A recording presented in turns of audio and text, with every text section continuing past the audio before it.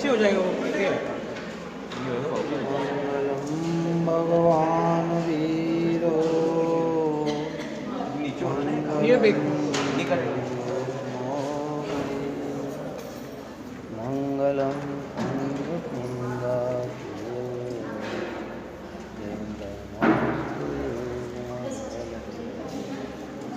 सर्वमंगल मांगल्यम सर्वकल्याण साधकम प्रधानम सर्वधर्माणां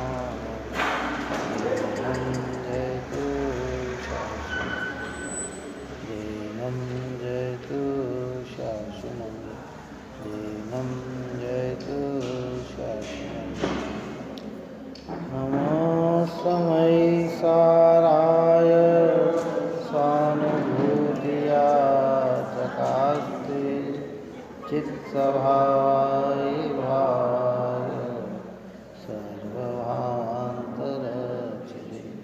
सर्वभावान्तरचिरे।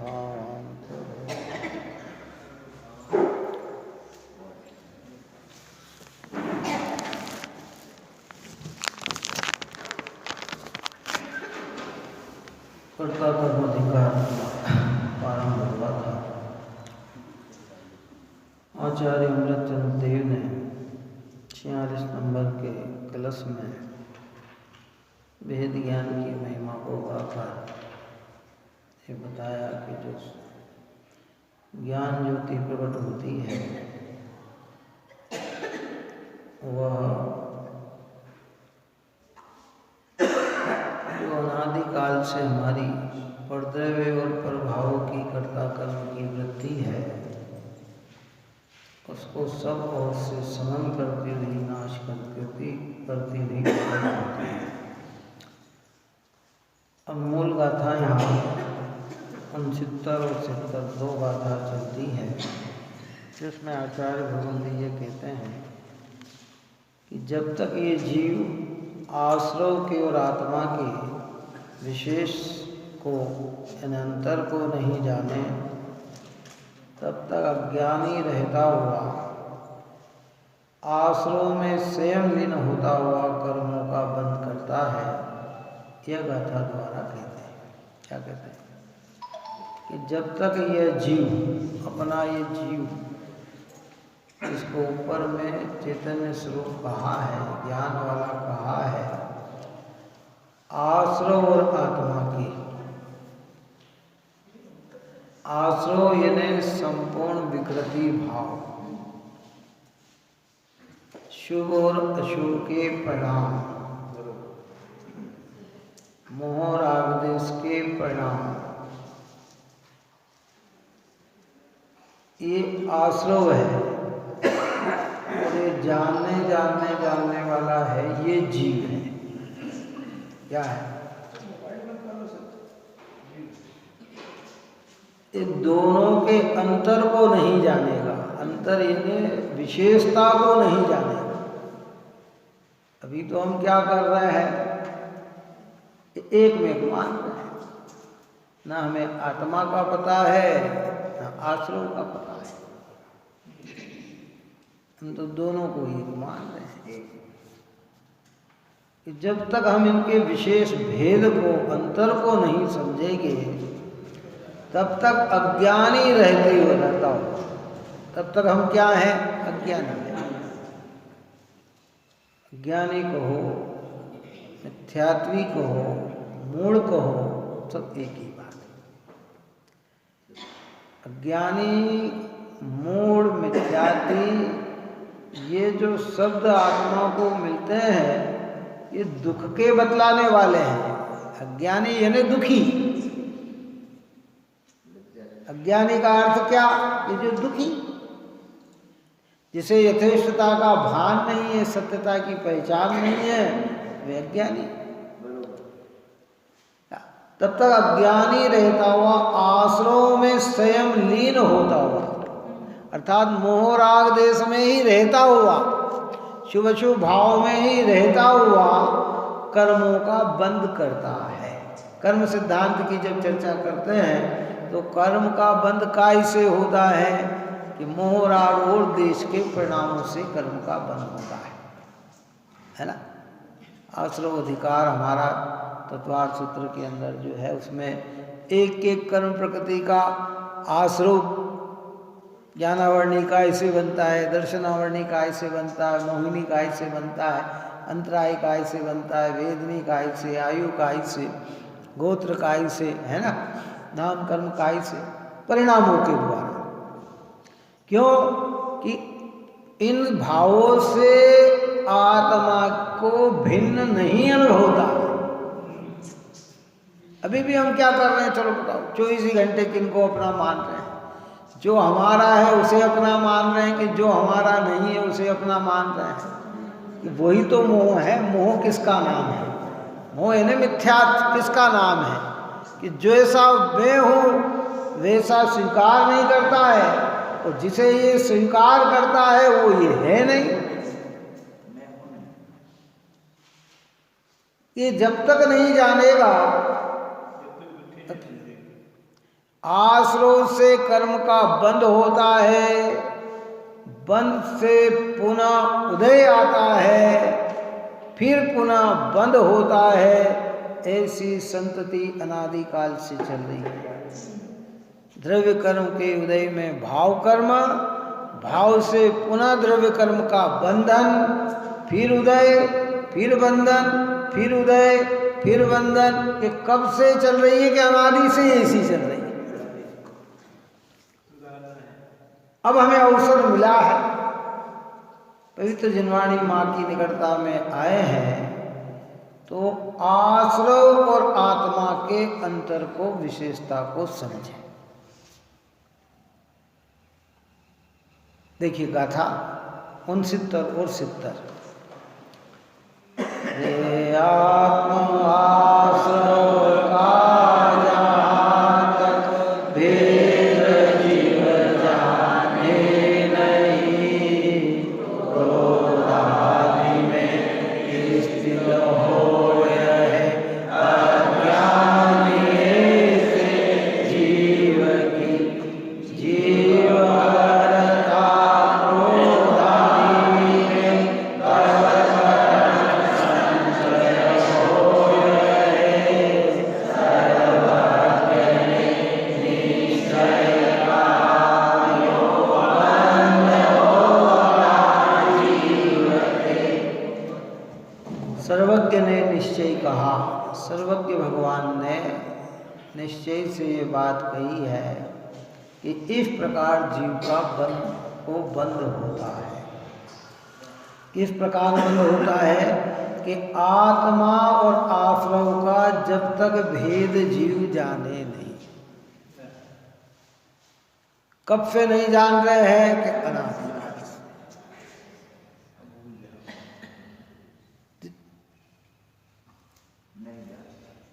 दिगंबर जितने भी संत हैं उनसे पूछा जाए कि ये जीव ने भेद ज्ञान कब से नहीं किया, तो क्या जवाब आएगा? अनादि से आएगा। क्योंकि भेद ज्ञान करे तो ज्ञानी हो, और ज्ञानी हो तो पूर्ण परमात्मा दशा को प्राप्त हो। क्रोधादि में स्थित हुए है अज्ञानी ऐसे जीव की। जब भेद ज्ञान नहीं समझते हैं, अंतर नहीं जानते हैं, तो हम स्थित काय में होते हैं कि क्रोधादि, क्रोध मान माया लोभ। इस क्रोध मान माया लोभ का भेद ही है राग देश।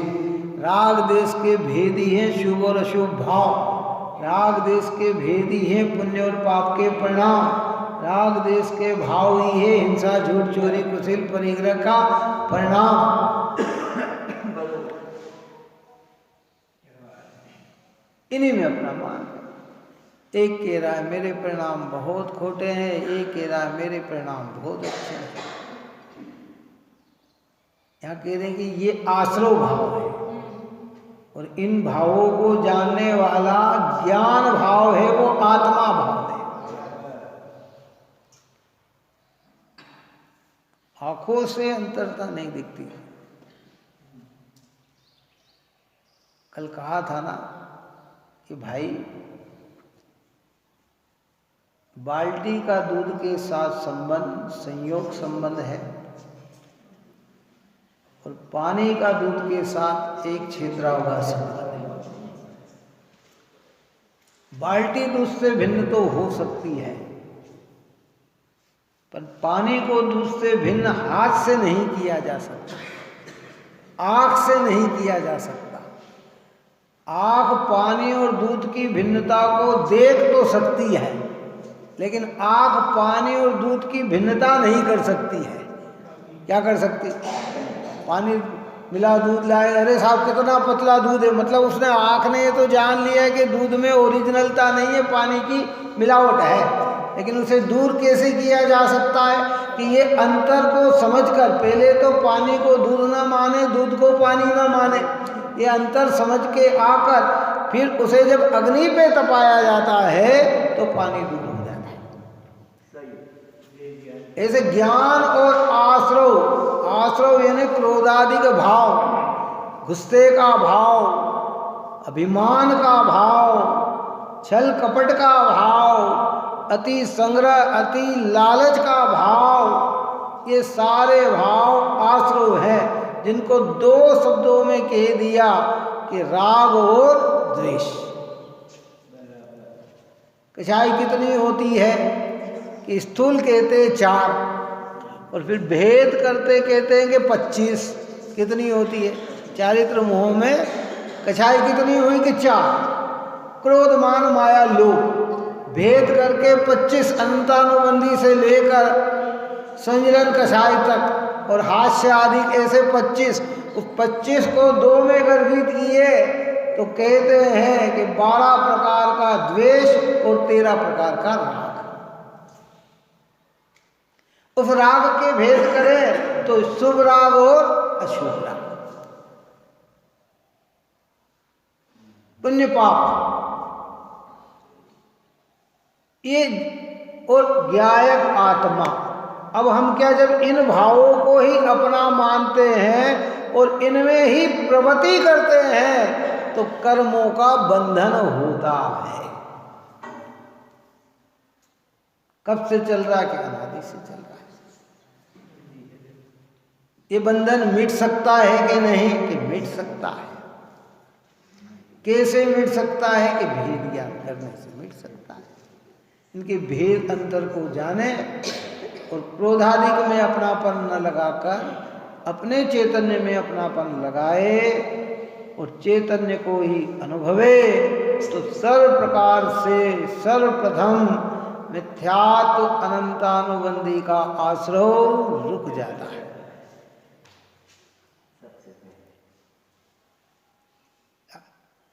जीव वर्तता क्रोधादिक में तब कर्म संचय होए है, सर्वज्ञ ने निश्चय कहा यो बंद हो न होता जीव। क्रोधादिक में देखो आंखों से नहीं दिखते, जब हम क्रोध कर रहे हैं तो हमें नहीं पता लग रहा है कि हमारे कर्म का बंधन हो रहा है, क्योंकि कारण वर्गणा इतनी सूक्ष्म है।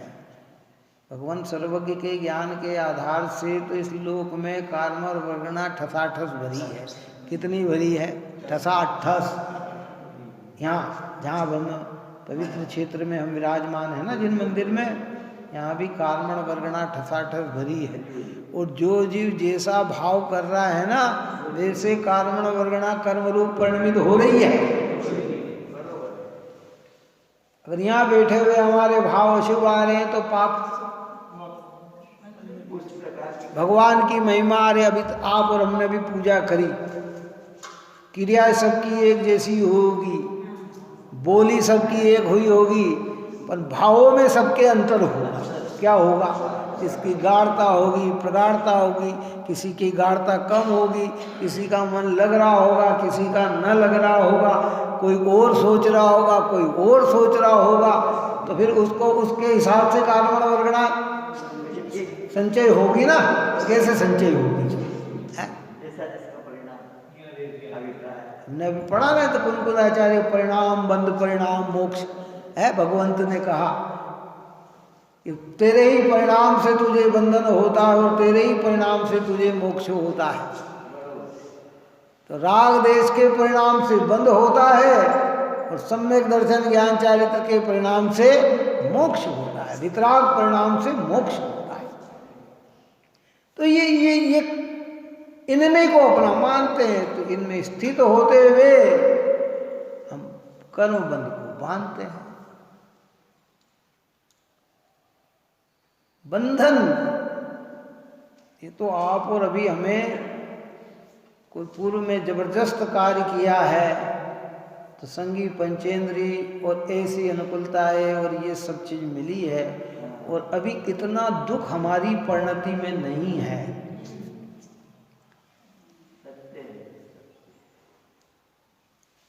मालूम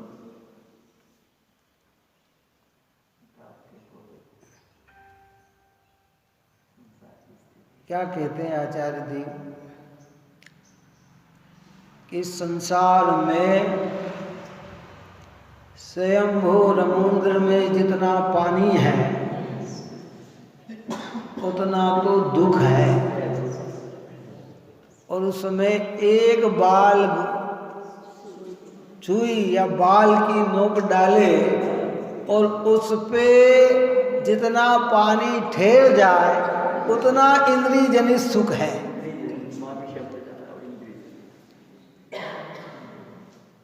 और हम विचार करके देख ले इस बात को। ये जितने भी, मैंने उस रोज भी कहा था कि जितना ये मनुष्य जीवन हमें यहाँ दिखाई दे रहा है, जैसे तो जिनागम के आधार से देखा जाए तो 2.5 द्वीप के बाद तो मनुष्य है ही नहीं। असंख्यात द्वीप समुद्र होते हैं, कितने कितने द्वीप समुद्र होते हैं, और 2.5 द्वीप के बाद है नहीं है। ये हमारा जम्बू द्वीप है, फिर लवण समुद्र है, फिर घातकी खंड है, फिर कालोदरी समुद्र है, और फिर पुष्कर द्वीप है। कौन सा है ना, है आधा पुष्कर। आधा पुष्कर के बाद तो फिर मनुष्य ही नहीं है ना ये, और इनमें ही भगवंत नहीं होते हैं। इसके बाद असंख्यात कितना, ये जितने भी मनुष्य लोग हैं ना, जितने भी मनुष्य हों 2.5 द्वीप के अंदर,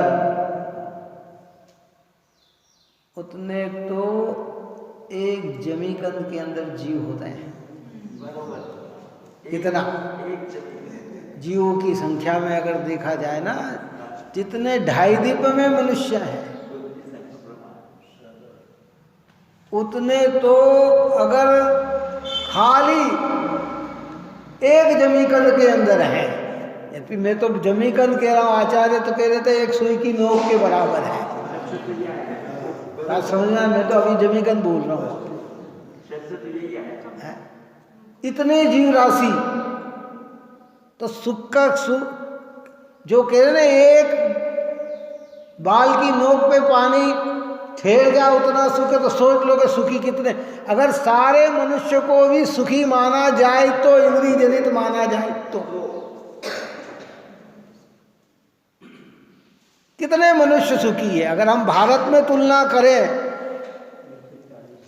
140 करोड़ 135 करोड़ में, तो कितने लोगों को अनुकूलता मिल रही है, और जिनको अनुकूलता मिल रही है वे सारे कितने सुखी हैं, ये भी सोच ले। पैसा है तो खाने को नहीं मिल रहा। अभी आप और हमने तो कोरोना काल देखा है, घर में सब पैसे की भी व्यवस्था है, फिर भी भोग नहीं मिल पाए।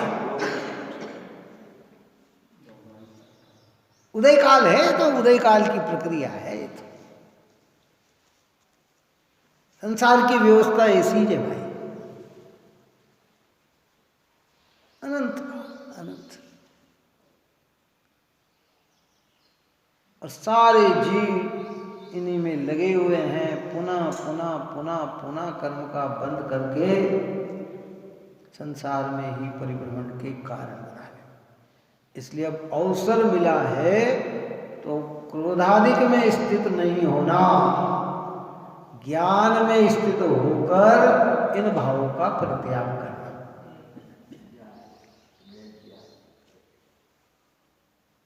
जानता ही नहीं कहाँ समझे, और समय मिला है तो चिंतन करके इस चीज का निर्णय करो। बार बार करना चाहिए, कई लोग घबरा जाते हैं साहब, रोज तो सुनते हैं, रोज तो विचार करते हैं, रोज एक ही एक का कब तक विचार करें। अरे कब तक विचार क्या करें, जब तक वस्तु पकड़ में ना आए तब तक विचार क्यों, कब तक विचार करें, विचार करते हैं कि भाई सर्वज्ञ निश्चय का यो बंद होता जीव के, ये सर्वज्ञ देव ने निश्चय से कहा। दुनिया की सारी मशीनें फेल हो जाए, पकड़ न पाए, लेकिन सर्वज्ञ के ज्ञान की मशीन कभी फेल नहीं होती है। कोई चीज सर्वज्ञ के ज्ञान से छिपी नहीं होती है। लौकिक कार्य करे या न करे, लौकिक मशीन कार्य करे या न करे, भगवान के ज्ञान है सब, और वे सर्वज्ञ भगवान हमें कह रहे हैं। अब तो इस दुखमय संसार से छूटने में ही सार है। यद्यपि ऐसी भावना हमने पूर्व में भी भाई होगी और प्रयत्न भी किया होगा, और संसार से छूटने के लिए अनेक प्रकार के आचरण भी किए होंगे, लेकिन ये भेद ज्ञान न किया, आश्रय और आत्मा के अंतर को नहीं जाना। शरीर और आत्मा के अंतर को तो अन्य मत भी जानता है। कौन जानता है? वो भी जानते, शरीर अलग। और आंखों से भी मैंने उस रोज भी कहा था कि जब आयु पूर्ण होकर शरीर यहीं रह जाता, आत्मा निकल जाती है, तो हम कहते हैं ये अलग है और ये अलग है। लेकिन ये क्रोधादि भाव, ये पुण्य पाप के परिणाम, ये अच्छे बुरे परिणाम, शुभ अशुभ के भाव, ये हमें आत्ममय ही लगते हैं। और आत्ममय लगने से, आत्मा को इससे भिन्न न समझने से, इन्हीं को आत्मा मानने से इंद्र प्रवृत्ति करता है, तो कहते हैं कि पुनः कर्म के बंधन से बंध जाता है। कब से बंध रहे हैं? अनादि से। और कल का ही था कि भाई इतने कर्मों का संग्रह इस आत्मा ने अभी कर रखा है कि नया कर्म न भी बांधे, और पुराने कर्म यथा समय उदय में आए, उनमें संक्रमण न हो, अपकर्षण न हो, स्थिति खंडन न हो, तो भी इसे सब कर्म नष्ट करने में अनंत काल लग जाए। और हमारी व्यवस्था ऐसी है।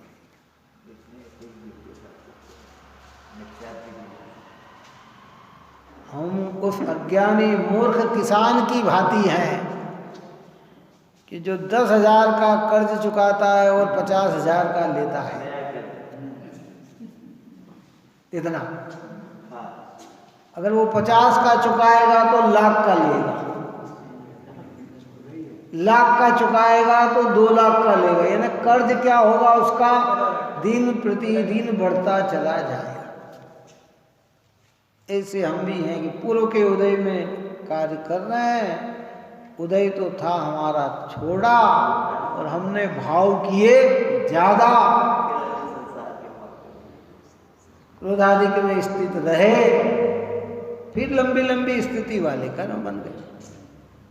और ये भ्रमणा निकाल दे, ये जैन धर्म ही के साथ सत्य धर्म है, जो ये कहता है कि तू जैसा करेगा वैसा भरेगा। अन्य मत में तो कहते हैं कि मनुष्य मनुष्य ही बनेगा, कौन, पशु पशु ही बनेगा, स्त्री स्त्री बनेगी, वो यही बनेगा।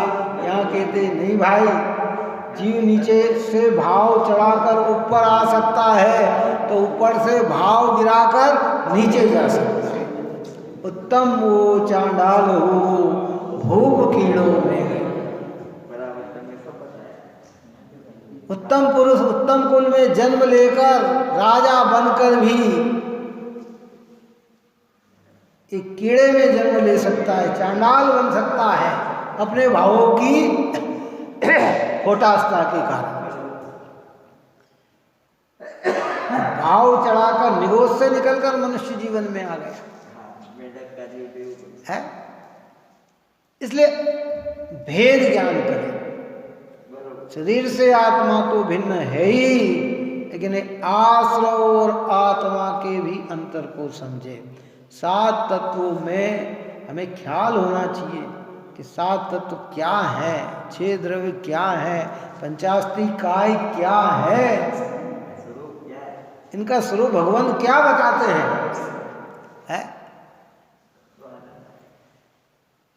आसो को जीव मान लिया, जीव को जीव जाना नहीं, अजीव में अपनापन जोड़ लिया, बंध समझ में नहीं आया, संवर तो आज तक उत्पन्न ही नहीं हुआ है। निर्जरा, जब संवर नहीं तो निर्जरा नहीं, निर्जरा नहीं तो मोक्ष नहीं।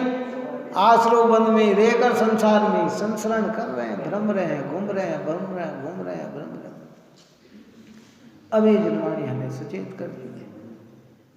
तो कोई ये बात को धारणा में रखकर विचार में लेना, ये ऐसी बात तो है नहीं कि हम सुन ले और विचार नहीं करें और ये समझ में आ जाए। ये तो तभी समझ में आती है कि इसका हम चिंतन ढालें।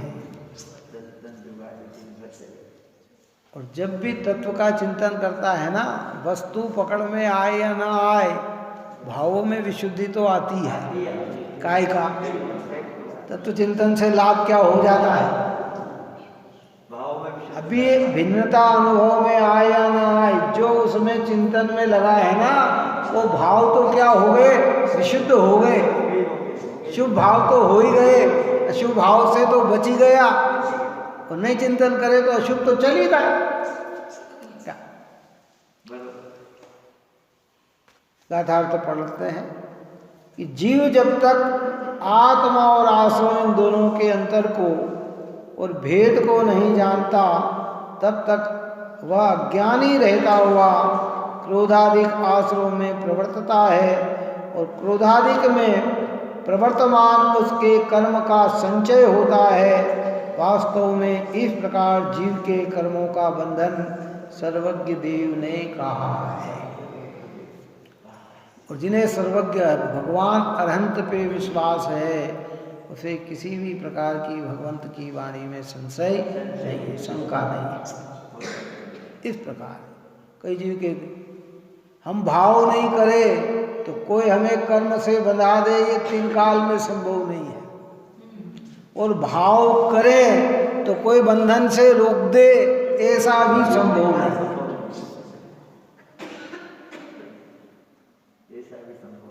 मैं अच्छे भाव करूं तो कोई मुझे पाप नहीं बता सकता, और मैं खोटे भाव करूं तो कोई मुझे पुण्य नहीं बता सकता। नहीं साहब, हमारा सबका आशीर्वाद है, आप यशस्वी रहो, आपके सब, लेकिन भाव मेरे खोटे तो उनका आशीर्वाद क्या काम आएगा मेरे? चलो बताओ, ये तो अन्यमत की कृपा है।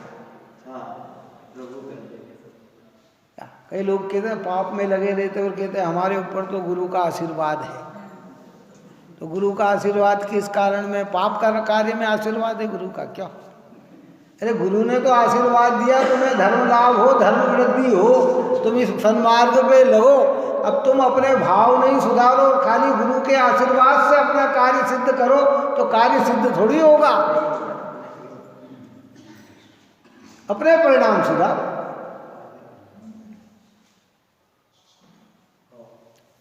समय अपना हो गया। इस प्रकार की चर्चा यहाँ की गई है। विशेषता और समझेंगे जैन धर्म के मूल सर्वज्ञ भगवान होते हैं, इसलिए सर्वज्ञ की आज्ञा को सिरोधर रखकर ही परिणमन करना चाहिए। नहीं भेद ज्ञान नहीं सीखा, अब सीखने का प्रयत्न करें, कोई बात नहीं। ऐसा नहीं कि आज तक नहीं हुआ तो आगे नहीं होगा। अरे आज तक अगर हमें भेद ज्ञान नहीं हुआ है तो कोई चिंता की बात नहीं, वो समय निकल गया। अब हम जिनागम के निकट आए हैं तो अब भेद ज्ञान कर सकते हैं।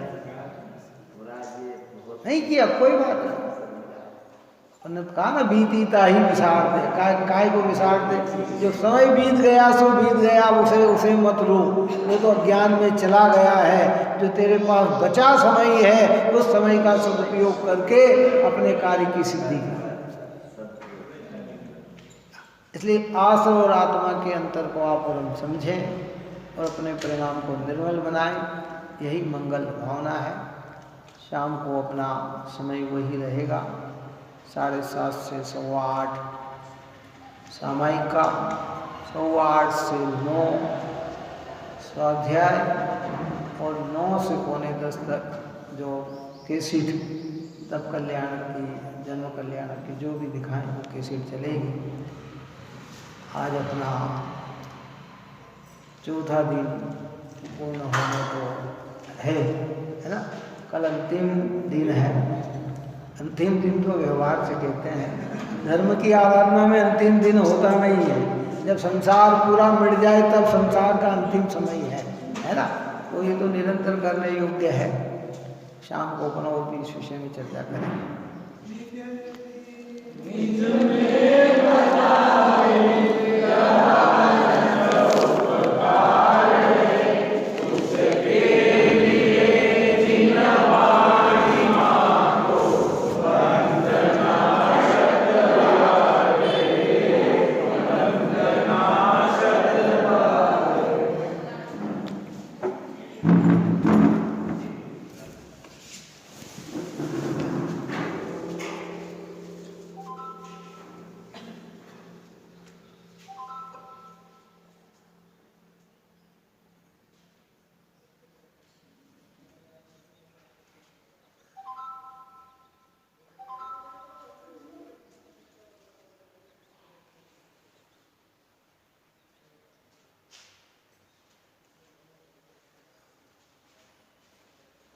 Yeah.